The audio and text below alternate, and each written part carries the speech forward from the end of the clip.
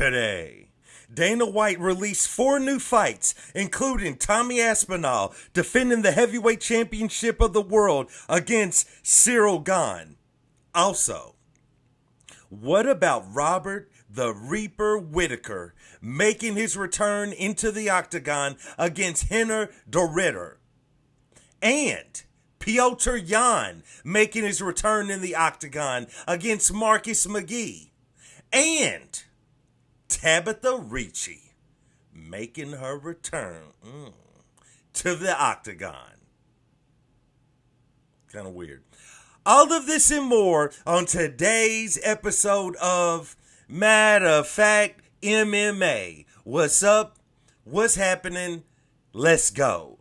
What's up, guys? We right back at it. We right back with it. It's your boy Matt, and we're here to go over a few things, few little news items going on in the mixed martial arts world. Plus, there's a card coming up Saturday, which I would believe is tomorrow. Yeah, got my days mixed up. Nevertheless, let's get off into it. First, we're going to start out with the new fights. 4 big fights that Dana White has announced. I know this is a few days late, but your boy still wanted to throw them out here. First off, the main one, the one that we've been waiting on. Not really the fight, but for one of the fighters to fight. Tommy Aspinall will attempt to defend his heavyweight championship of the world against Ciryl Gane. Look, man, if everything is right in the world, Ciryl Gane should go out there and take a hard, heavy L. Like a heavy L to Tommy Aspinall. Now, if this world is unjust, which it usually is, Ciryl Gane will defeat Tom Aspinall, and everyone will be sad, including me, the guy with the John Jones photo on his wall. And it's going to be terrible because not only would Tom have lost the heavyweight belt, but it will give the guy on my wall, John Jones, ammunition as to why he never should have and never did fight Tom Aspinall. So we really don't want that. We want Tom to go out there and defend the heavyweight championship of the world, defeat Ciryl Gane, move on to maybe Jalton, Almeida, somewhere along those lines, and just keep the train rolling. Nevertheless, it has been signed, UFC 321 in Abu Dhabi, October the 25th. Tom Aspinall will attempt to defend his heavyweight championship against Ciryl Gane. Let's move on. Let's talk about another major fight that was announced. UFC 320, October 4th. Alex Pereira makes his return into the octagon in a rematch against Ankalaev, Magomed Ankalaev, for the light heavyweight championship of the world. You know, I'm not really sure what's going on with this fight. In my opinion, unless he just wanted to really tie things up at light heavyweight, in my opinion, I think Alex Pereira should just move up the heavyweight and probably fight Tom Aspinall in a super fight, right?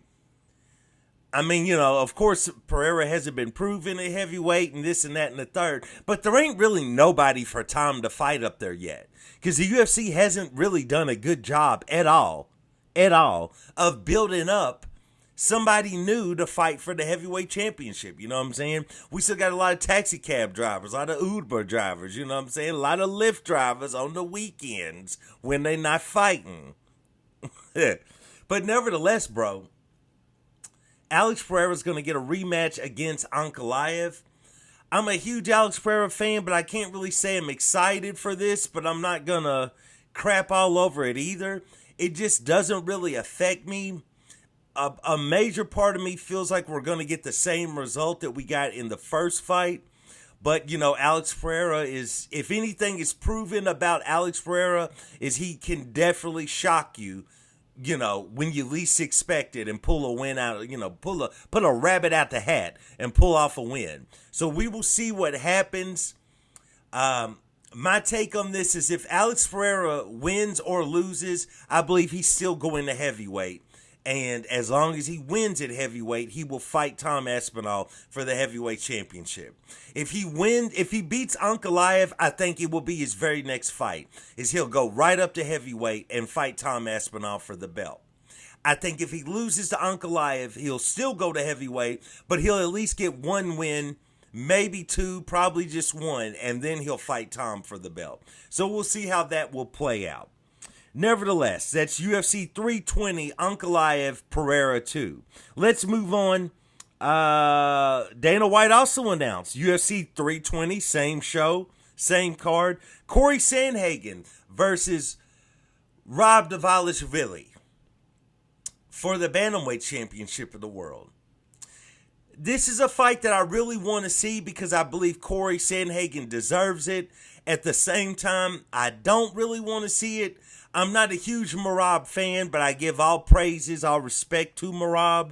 Probably will be the Bantamweight GOAT, but not really too excited about seeing this because I would hate for Cory to take a L here because I don't know who else is out there is going to be able to beat Merab, but we shall see. Nevertheless, bro, the fight has been signed. I think overall it'll be a pretty intriguing fight, hopefully. I mean, you gotta think that Cory Sandhagen has been drilling his wrestling and takedown defense and everything. It won't do any good against Merab because Merab will spam 50 takedowns, hit 45, and will never gas. So we will see how all of this will work out, but it has been signed. Cory Sandhagen will face Rob Dvalishvili for the Bantamweight Championship of the world. Another fight that was signed. Jiri Prochazka will step in the octagon. Can remember for a second. Jiri Prochazka, former champion, will step in the octagon with former title challenger Khalil Roundtree. I think this fight will bang. I think this fight will bang to the bang, bang, bang, bang. Bang extra hard. Pause. You know what I'm saying? This fight should be stellar, should be outstanding between both guys. Both guys highly skilled on the feet. There's not going to be a need to go to the ground whatsoever unless one of them falls on top of the other one. It should be a stand-up war. We all know Yuri's chin has healed. It's ready to go. Khalil never really had much of a problem at all, if any, with his chin. So both men are ready to get in there, throw them lunchbox fists, and we'll see what goes down. You know what I'm saying? Especially considering we don't know what's going to happen in the Pereira-Ankalaev fight, but you got to believe that whoever wins Khalil Roundtree and Jiri might be going in there to fight for the championship. You know, Carlos Ulberg is still lingering around, but we shall see how it goes. You know what I'm saying? Nevertheless, man, I'm definitely excited for this fight. This fight should definitely bang. Now, let's move on to the upcoming show, the upcoming card as I check my notes. This weekend, it's going down in at Yas Island, United Arab Emirates. So, let's get off into it. Robert Whittaker in the main event, stepping in the octagon with Reinier de Ridder. I've gone back and forth over this fight because for all the years you've been watching mixed martial arts, sometimes everything tells you to pick one guy to say this guy's going to win. But momentum and runs, stringing together wins, and the type, the how you win, the type of win, definitely means a lot. So Reinier de Ridder obviously has the momentum going into this fight.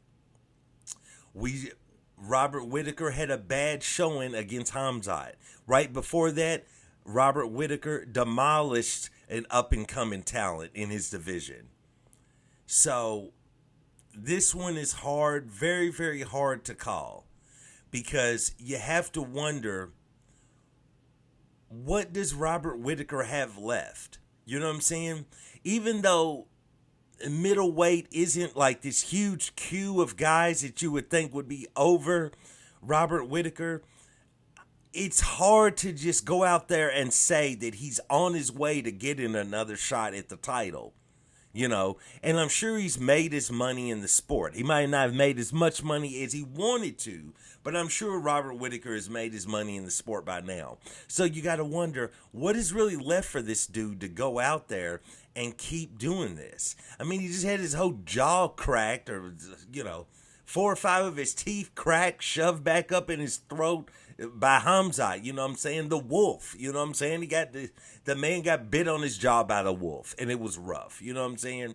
So it's a hard one to pick, and Reinier de Ridder's got this weird style with everything that he does, with his grappling and also with his stand-up. Where Robert Whittaker, in my opinion, seems like he does well against guys that use more of a traditional stand-up technique. You know what I'm saying? I believe that's why he always had so much trouble with Adesanya, because Adesanya definitely is not a traditional stand-up fighter. And part of me kind of believes that's why he had trouble with Dricus du Plessis, is he's just not your traditional stand-up guy. With that being said, I just don't know what Robert Whittaker has left. I'm not saying he's washed or he has nothing left in the tank, but up against a guy who is trying to achieve his dream of at least fighting for the middleweight championship and has the momentum, I'm probably going to lean toward Reinier de Ridder to go out there and defeat Robert Whittaker. I definitely think, of course, he's going to have the advantage on the ground. While Robert can wrestle, it doesn't really go in his favor to be taking de Ridder down at all. You might get your neck cinched up and that's it. Pack them up, boys, we going home. You know what I'm saying? So, and on the stand-up side, I think the weird, awkward stand-up of de Ridder would be enough for him to at least close the distance, push Robert up against the cage, drag him to the ground and do his thing. Now, I know that's easier said than done, but who knows where Robert Whittaker is at right now. And Reinier de Ridder is not your traditional standard competitor or fighter, so it's kind of hard to measure. But in this one, I'm going to go along with Reinier de Ridder to go out there and get the win over Robert Whittaker in the main event. Let's move on to the co-main event, where Petr Yan steps back in the octagon against Marcus McGee. I think this fight is going to bang. I think this is going to bang. I think it's going to be an outstanding war on the feet. Probably will go to the ground at one point, but I don't expect it to stay on the ground. With that being said, bro, Petr Yan is world class. Shout out to Marcus McGee. He's an outstanding fighter. I love watching his stand-up. Great, but I got to lean into Petr Yan. Regardless of whatever point you might feel Yan is in his career, I got to lean into him. I don't know if he ever beats Merab. I doubt it, but you got to lean into Petr Yan. Strength of schedule, all the fighters he's fought, all the caliber of fighters he fought. I think you got to go along with him against Marcus McGee. I think it'll be a decision win, but I got to go along with Petr Yan. Another fight I definitely want to see. Ciryl Magomed, Ciryl Bullet, stepping in the octagon with Powerbar, Marc-Andre Barriault. Here's the thing, man. Shout out to Marc-Andre. He's had a resurgence. He's really bounced back from, some in a row losses that he took where it was kind of looking like, oh, he might be washed. And he's had a few wins getting back in position. And you know how the UFC does? They got another guy they trying to prop up. They feel like is a star. So let's feed him Marc-Andre. You know what I'm saying? So Marc-Andre, you going out there to do the job, brother. You going out there to do the job and put Ciryl Bullet over. That's what I see happening. I think Marc-Andre Barriault is definitely bounced back. He's been looking solid in his last few fights, but I think UFC knows what they're doing. They're trying to put Ciryl Bullet in play to go out there on the mic, call for a major fight, maybe against Adesanya again, and really put him in a position to try to make a run for the title eventually. They really want this guy. They would love for him to get a shot at the title and even win the title, because imagine the business they could do in places like Abu Dhabi, you know what I'm saying, with him as their champion. So we'll see how it plays out, but of course I got Ciryl Bullet to go out there and get the win. Another fight, I really want to see that it's not getting talked about a lot. Ankalaev stepping in there with Jose Ochoa. I really want to see this. I'm actually going to go along, sneaky pick, even though Asu is extremely good fighter. I think Ochoa might go out there and get the win, bro. I like his grappling style. I think he's definitely comparable on the feet, and I think this fight is going to bang. I think it's really going to be a good back and forth war. We also have Nikita Krylov on this card against Bogdan Guskov. I actually got Bogdan to go out there and get the win. I'm very interested in seeing this fight. I know Nikita hasn't looked good. He didn't look good in his return fight, but I just like seeing Bogdan fight because it's just wild and he just kills people. You know what I'm saying? He just leaves them laying in the middle of the octagon. So definitely should be interesting. Bryce Mitchell making his return to the octagon against Said Nurmagomedov. Said, I definitely think he's a good fighter, and I've always enjoyed him fighting. But I do think that he's not washed. He's not old by any means. But I just think that we've kind of seen the best that we're going to see from him in the octagon. Most of the time, fighters that are going to beat Josh Emmett are those guys that possess that nuclear. Not Josh Emmett. Josh Emmett actually beat Bryce Mitchell. But those guys that possess that nuclear power, like Josh Emmett, you know what I'm saying? Usually, like Gene Silva, it's usually going to be those guys that can knock him in the next week and possibly next month that you're definitely going to see go out there usually and beat Bryce Mitchell. I'm going to go along with Bryce Mitchell to get a bounce back win after taking that horrible L to John Silva. I think he's going to go out there. He's going to defeat Said Nurmagomedov. Outside of this, man, Davy Grant versus Damon Blackshear. I really want to see this fight. I'm a big fan of Davy Grant and huge fan of Damon Blackshear. I love watching Damon Blackshear fight. Love watching him grapple. Love his submissions. You know what I'm saying? He's a violent submission artist. Like when he's snapping on a submission, he's really looking to take your arm, take your leg, take whatever he can take, your neck, whatever. You know what I'm saying? I got Damon Blackshear to go out here and get the win, but I definitely want to see this fight. Last fight I'm really checking for, Amanda Ribas stepping in the octagon with Tabitha Ricci. I'm actually going to go along with Tabitha Ricci. I think that Amanda Ribas, her best days are behind her. She can still go out here and pull off some good wins, but I think her chin is extremely suspect, and I think her stand-up is not doing her any favors because I think she takes too many shots to the head. I've been saying that for a long time about her fights. I just think she's got to really work on her defense, but I know Tabitha Ricci's not somebody that's really get ready to go out there and throw them hands like that. But if you know anything about Tabitha Ricci fights, about watching the Baby Shark fight, she gonna win on the scorecards. You know what I'm saying? The judges is gonna choose her. She trying to get chose, and the judges is choosing. So with that being said, I gotta go along with Tabitha Ricci to go out there and get the win. So those are the fights I really want to see on this upcoming card. There's a few other bangers on there on the prelims, but, these are the fights I'm really checking for. So please like, subscribe, comment. Let me know what you think. Let me know the fights you're checking for. Let me know about all of these future fights, the Tom Aspinall fight, you know what I'm saying, Jiri Prochazka, Khalil Roundtree, Pereira fight. Let me know what you think about these. And once again, I do want to thank you guys for joining me for another episode of Matter of Fact MMA, and I'll check you next time. Peace.